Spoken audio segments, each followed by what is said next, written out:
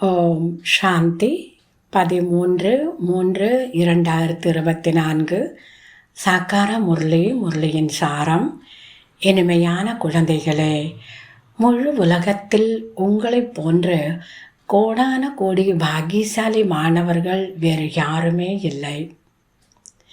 உங்களுக்கு சுயம் ஞானக்கடலான தந்தை ஆசிரியராக ஆகி இந்த பாடத்தை படிப்பிக்கின்றார். கேள்வி: எந்த ஒரு ஆர்வம் எப்பொழுதும் இருந்ததென்றால் மோகத்தின் கயிறுகள் அறுபட்டுவிடும். எந்த ஒரு ஆர்வம் சதா இருந்ததென்றால் மோகத்தினுடைய கயிறுகள் அறுபட்டுவிடும். பதில்: சேவை செய்யும் ஆர்வம் இருந்ததென்றால் மோகத்தின் கயிறுகள் அறுபட்டுவிடும். இந்த கண்களால் என்னவெல்லாம் பார்க்கிறீர்களோ அவை அனைத்தும் அழியக்கூடியதாகும் என்பது சதா புத்தியில் இருக்கட்டும். இதை பார்த்தும் பார்க்காமல் இருக்க வேண்டும். தீயதை கேட்காதீர்கள், தீயதை பார்க்காதீர்கள் என்பது தந்தையினுடைய ஸ்ரீமத் ஆகும். ஓம் சாந்தி. தேவதா தர்மத்தினர்தான் 84 பிறவிகள் எடுத்து எடுத்து எவ்வளவு சீச்சியாக ஆகிவிட்டார்கள். முதலில் பாரதம் எவ்வளவு உயர்ந்ததாக இருந்தது. பாரதத்தினுடைய மகிமை தான் செய்ய வேண்டும். இப்பொழுது மீண்டும் தமோ பிரதான நிலையிலிருந்து சத்தோ பிரதானமாக பழைய உலகத்திலிருந்து புதிய உலகமாக அவசியம் ஆக வேண்டியதாக இருக்கிறது. பாபா சொல்கிறார், எங்கேயாவது வெளிநாட்டிலிருந்து யாராவது ஒரு பெரிய பிரமுகர் விஐபி வருகிறார் என்றால் அவருடைய முகத்தை பார்ப்பதற்காக எவ்வளவு ஏராளமான மனிதர்கள் செல்கிறார்கள். இங்கே அந்த விஷயம் கிடையாது. இந்த உலகத்தில் இருக்கும் அனைத்து பொருட்களுமே அழியக்கூடியவை என்பதை நீங்கள் நன்றாக அறிந்துள்ளீர்கள். ஆகவே அவற்றை நீங்கள் பார்க்க வேண்டாம். சீனோ ஈவில் அப்படிங்கிறார் பாபா. சத்தியுகத்தில் யாருடைய வாயிலிருந்தும் தீய வார்த்தைகள் வெளிப்படுவதில்லை. இங்கேயோ பாருங்கள், ஒருவரை ஒருவர் திட்டிக்கொண்டே இருக்கிறார்கள். இது விகாரங்களின் கடல், பயங்கரமான நரகமாகும். எல்லா மனிதர்களும் பயங்கரமான நரகத்தில் இருக்கிறார்கள். இங்கோ ராஜா ராணி எப்படியோ அப்படியே பிரஜைகள். உங்களுக்கு கடைசியில்தான் வெற்றி கிடைக்கும். அந்த நேரத்தில் ஆதி சனாதன தேவி தேவதா தர்மத்தை யார் ஸ்தாபனை செய்தார் என்பதை புரிந்து கொண்டு விடுவார்கள். இதுதான் முதல் நம்பர் முக்கியமான விஷயமாகும். பாபா சொல்கிறார், பரமாத்மா சுப்ரீம் சோல், அவர் ஒரே ஒருவர் ஆவார்.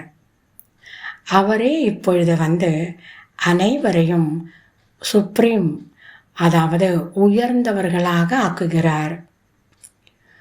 ஒரு நாள் பத்திரிகையாளர்களும் கூட இது போன்ற விஷயங்களை அவர்கள் பிரிண்ட் செய்வார்கள். இவையோ சரியானவையாகும்.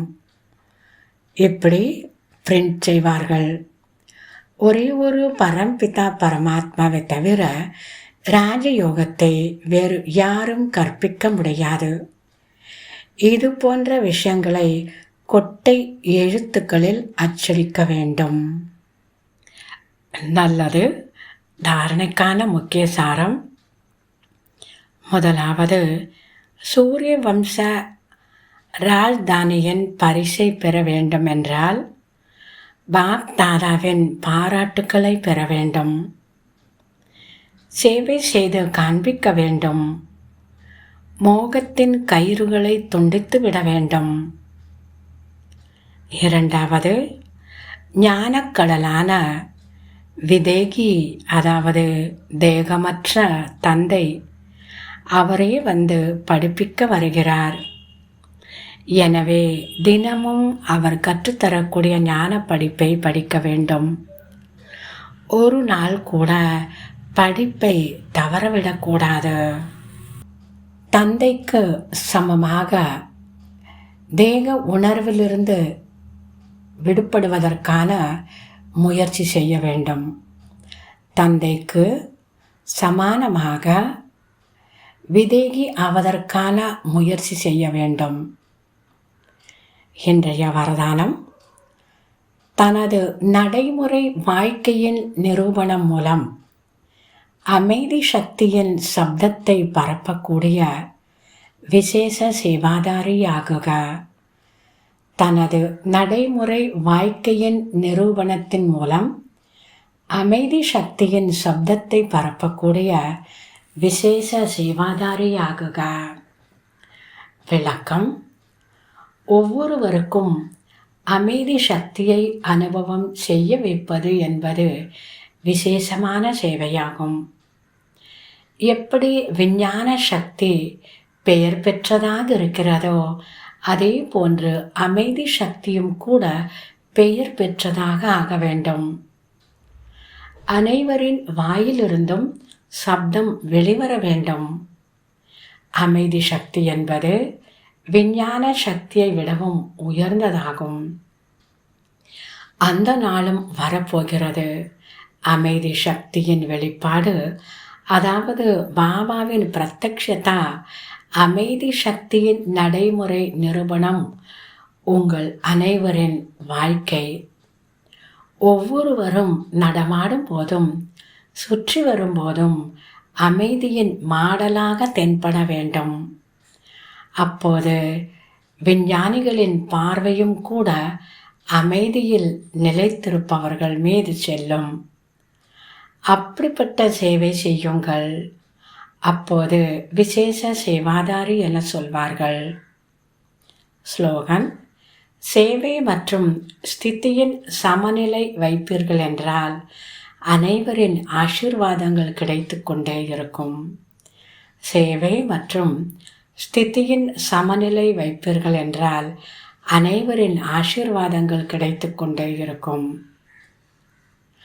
மாதேஸ்வரி அவர்களின் விலை மதிப்பிட முடியாத மகா வாக்கியங்கள். கண் இல்லாதவர்களுக்கு, அதாவது ஞானக்கண் இல்லாதவர்களுக்கு வழி சொல்லக்கூடியவர் பரமாத்மா. வழி காட்டக்கூடியவர் ஒரே ஒரு பரமாத்மா ஆகிவிட்டார் அல்லவா? அப்போதுதான் பரமாத்மாவை அழைக்கின்றனர்.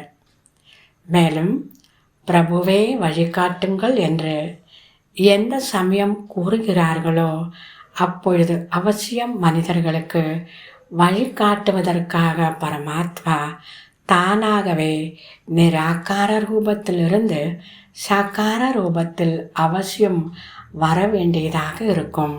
அப்போதுதான் ஸ்தூலத்தில் வழி சொல்வார். வராமல் எப்படி வழி சொல்ல முடியும்? வராமல் வழி சொல்ல முடியாது. முட்கள், அதாவது துன்பமான உலகத்திலிருந்து மலர்களின் தோட்டத்திற்கு, அதாவது சுகமான உலகத்திற்கு அழைத்து செல்பவர் பரமாத்மா ஆவார். முட்களின் உலகத்திலிருந்து மலர்களின் தோட்டத்திற்கு அழைத்து செல்லுங்கள். இப்பொழுது பரமாத்மாவை நோக்கித்தான் இந்த அழைப்பு விடுத்து கொண்டிருக்கின்றனர். எப்பொழுது மனிதர்கள் அதிக துன்பம் அடைகின்றனரோ அப்பொழுது பரமாத்மாவை நினைவு செய்கின்றனர். பரமாத்மாவே, இந்த முட்களின் உலகத்திலிருந்து மலர்களின் தோட்டத்திற்கு அழைத்து செல்லுங்கள். அப்படியும் ஒரு உலகம் இருக்கிறது என்பது இதிலிருந்து நிரூபணமாகிறது. இப்போதைய உலகம் முட்களால் நிரம்பியுள்ளது என்று இப்பொழுது அனைத்து மனிதர்களுக்கும் தெரியும். இந்த காரணத்தினால்தான் மனிதர்கள் துன்பம் மற்றும் அசாந்தியை அடைந்து கொண்டிருக்கின்றனர். நல்லது. இனிமையிலும் இனிமையான 5000 வருடங்களாக காணாமற் போய் மீண்டும் கண்டெடுக்கப்பட்ட செல்ல குழந்தைகளுக்கு தாய் தந்தை பாப் தாதாவின் அன்பு நினைவுகள் மற்றும் காலை வணக்கம். ஆன்மீக குழந்தைகளுக்கு ஆன்மீக தந்தையின் நமஸ்காரம். ஆன்மீக தந்தைக்கு ஆன்மீக குழந்தைகளின் நமஸ்காரம். ஓம் சாந்தி.